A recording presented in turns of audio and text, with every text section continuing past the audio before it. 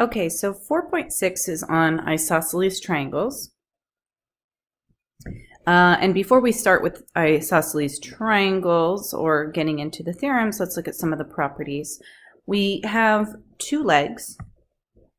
So here's a leg, here's a leg. The legs are the ones that we consider congruent to each other. And then the non-congruent leg, that's considered the base. We have up at the top here, that's our vertex angle. So that's where the angle formed by the congruent sides. And then we have the base angles, and the base angles are the angles that are created by one leg and the base. So our first theorem, isosceles triangle theorem, says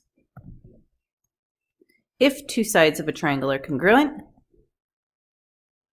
then the angles opposite those sides are congruent. So here, if we have AB is congruent to CB, that's going to imply, so if we look, here's AB, directly across from that is angle C. That's going to be congruent to the angle that is directly across from BC. So if we look at that, that's going to be angle A.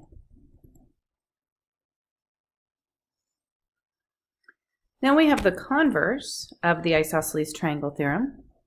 And this says, basically, if two angles are congruent, then the sides opposite those angles are congruent.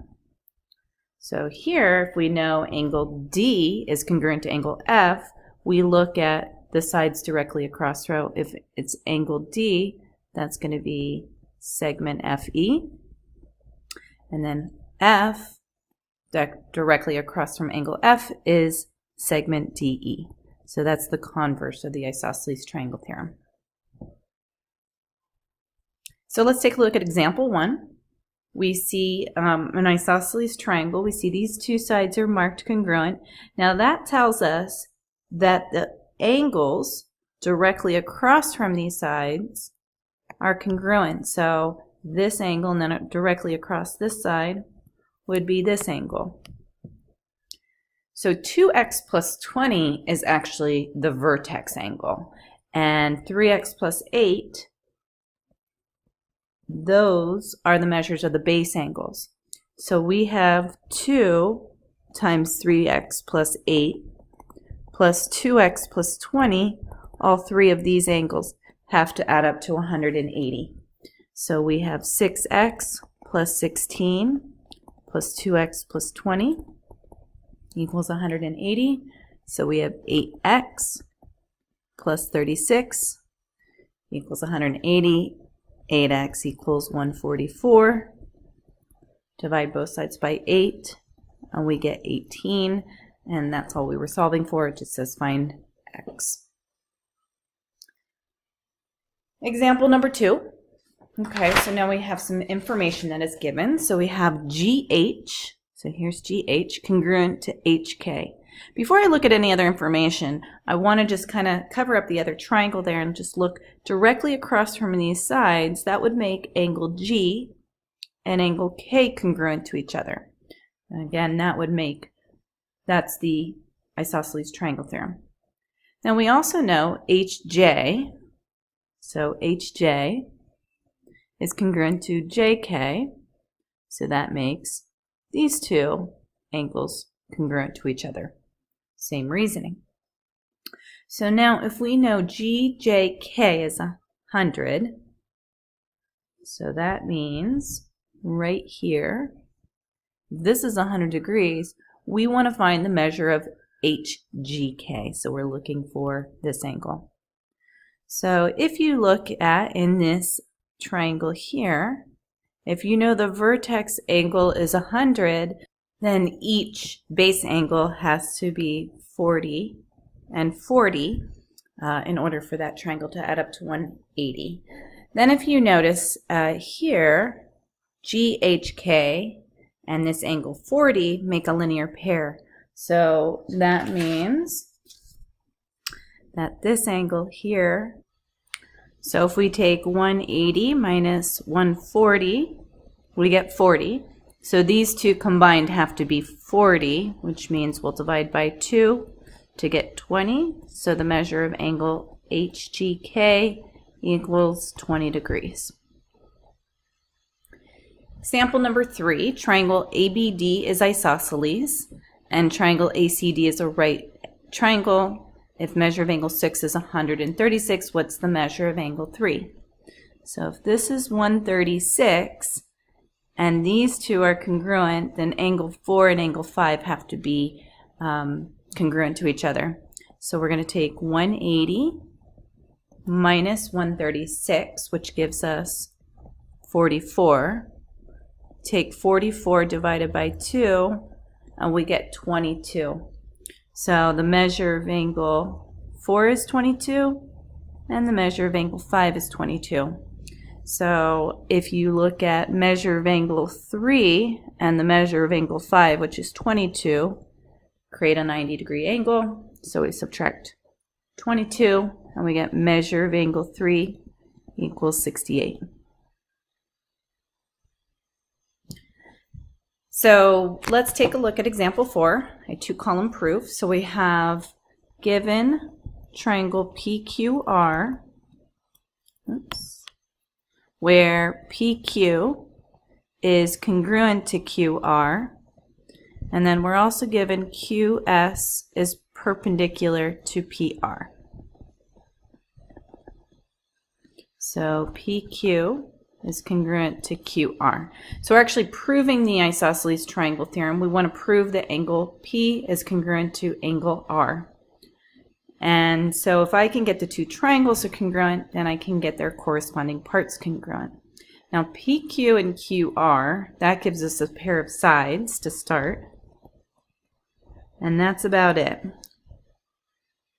Now, we can see they do share a side, but that's, which we could state that, but we need more information. So I'm going to use the fact that they're perpendicular. If they're perpendicular, then you know angle PSQ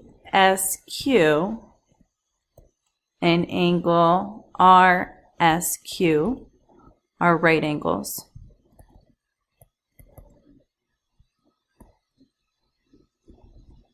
And that's going to be definition of perpendicular lines. That means if we have a right triangle, then we might be able to use the hypotenuse leg theorem. And we can, because now when we do notice that QS is a side that they both share,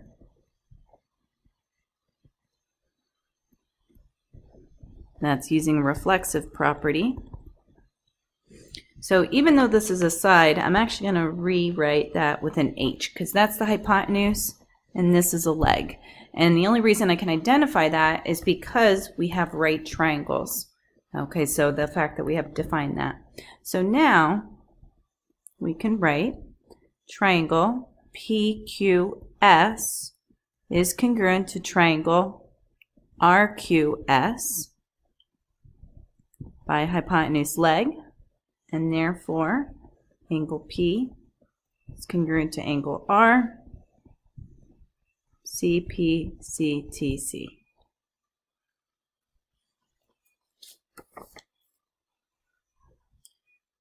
Let's take a look at another proof. So we have CA is congruent to BC, KC is congruent to CJ, and C is the midpoint of BK.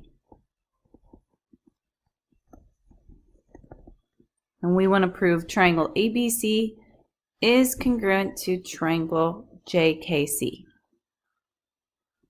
So we have CA congruent to BC and KC congruent to CJ. So those both are isosceles triangles. We also know C is the midpoint of BK. That means BK is cut in half. that makes BC congruent to CK. Actually, let me rewrite it as KC, just so I'm consistent with above. So this is midpoint theorem. Now, if that's true, right, if that's true, if BC is congruent to KC, and BC is congruent to CA, and KC is congruent to CJ, that means all four segments are congruent to each other. That's actually transitive property. So I'm actually just going to use one of those statements. I'm going to use, or actually I'll write them both in the same. I'll write BC is congruent to KC, and, or sorry, BC is congruent to CJ, and AC, or CA, is congruent to CJ. That's transitive.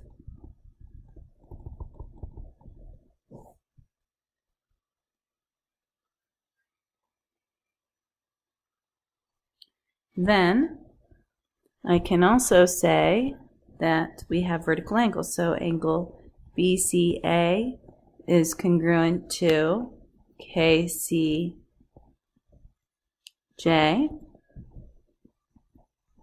Vertical angles theorem. And then step 5 is going to be triangle ABC. It's congruent to triangle JKC. The reason is side angle side.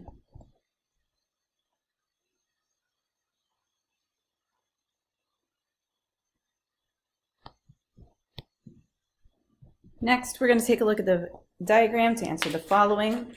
Okay, so we want to name two congruent triangles in triangle ABD. So ABD is right here.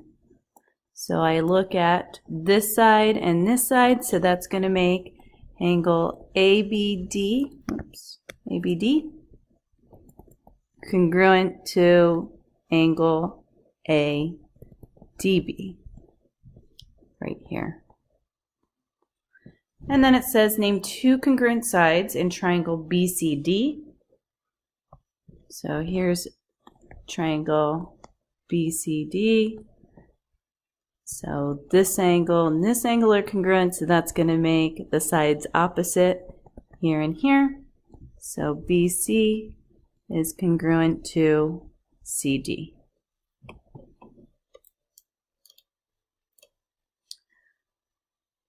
Now we have two corollaries. A triangle is equilateral if and only if it is equiangular. Okay, so if and only if, remember that means that the conditional statement and its converse are both true. And then something that we've already talked about, each angle of an equilateral triangle measures 60 degrees.